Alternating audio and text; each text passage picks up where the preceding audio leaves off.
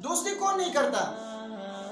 ہر کسی کا کوئی نہ کوئی دوست ہوتا ہے، لیکن دوستی اچھے لوگوں کے ساتھ کرے، کیونکہ اچھے لوگوں کو اپنا دوست بنانا یہ آدھی عقل مندی ہے۔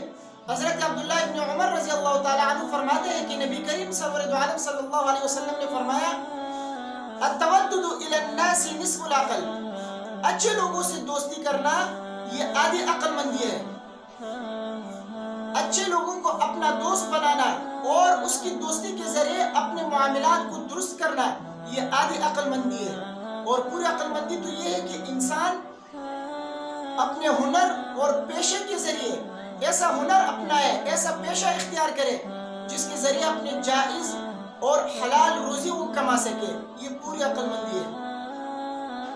امام غزالی علیہ رحمہ فرماتے ہیں کہ اگر کوئی شخص کسی کو اپنا دوست بناتا ہے تو دوست بنانے سے پہلے اس میں 5 باتیں لازمی دیکھے۔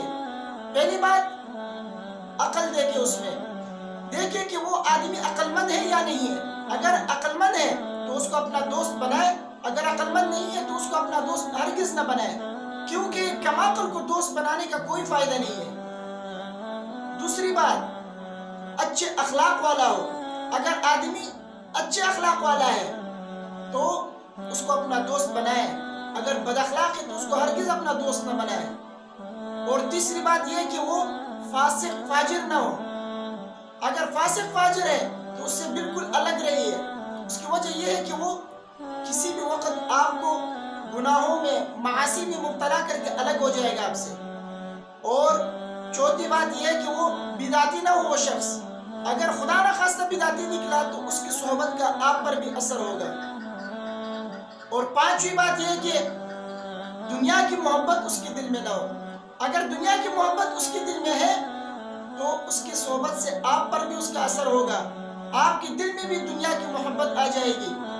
اور یہی چیز دنیا کی محبت یہ تمام گناہوں کی جڑ ہے، چونکہ نبی کریم صلی اللہ علیہ وسلم فرماتے ہیں حب الدنیا رأس کل خطیئہ، دنیا کی محبت تمام گناہوں کی جڑ ہے۔ لہٰذا اگر کسی کو بھی اپنا دوست بنائے تو دوست بنانے سے پہلے امام غزالی علیہ رحمہ کی ان 5 باتوں کو ضرور یاد رکھیے، اور اس کے بعد جو ہے کسی کو اپنا دوست بنائیں۔